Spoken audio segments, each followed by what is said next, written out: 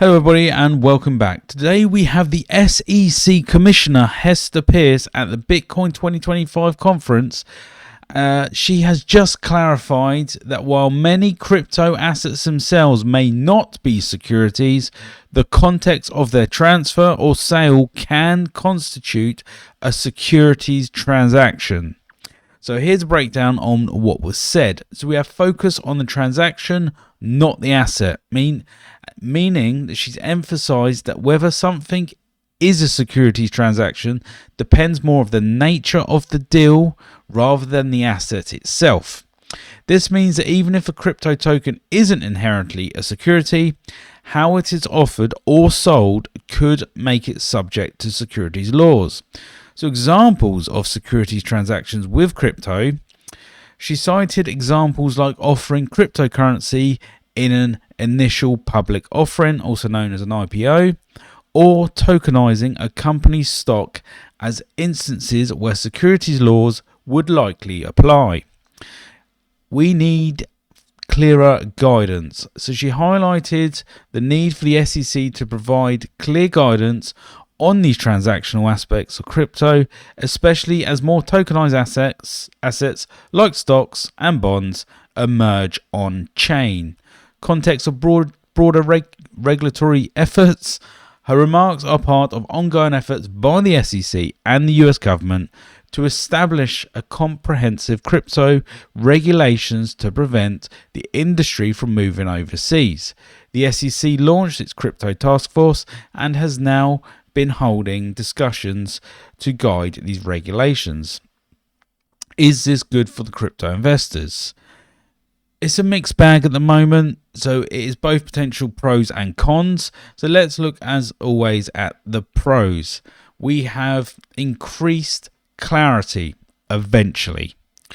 So she called for a clear guidance indicates a recognition by the SEC that the current regulatory landscape is ambiguous.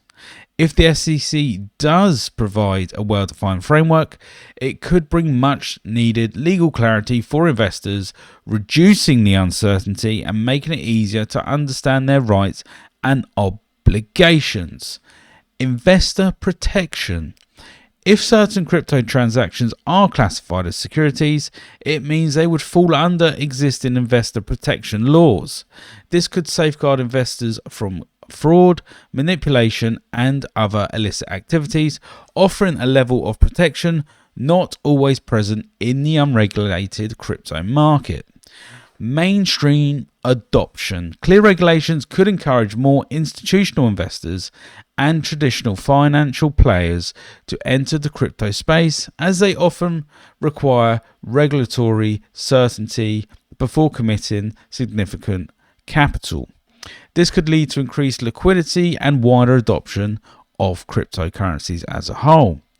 Legitimacy for the industry. Regulation, while often seen as a burden, can also lend legitimacy to the crypto industry, helping it shed its Wild West image and fostering greater trust among the general public. Now, some cons for us and the crypto investors. Potential for increased scrutiny and enforcement. So if more crypto transactions are deemed security transactions, it opens the door for greater enforcement actions by the SEC.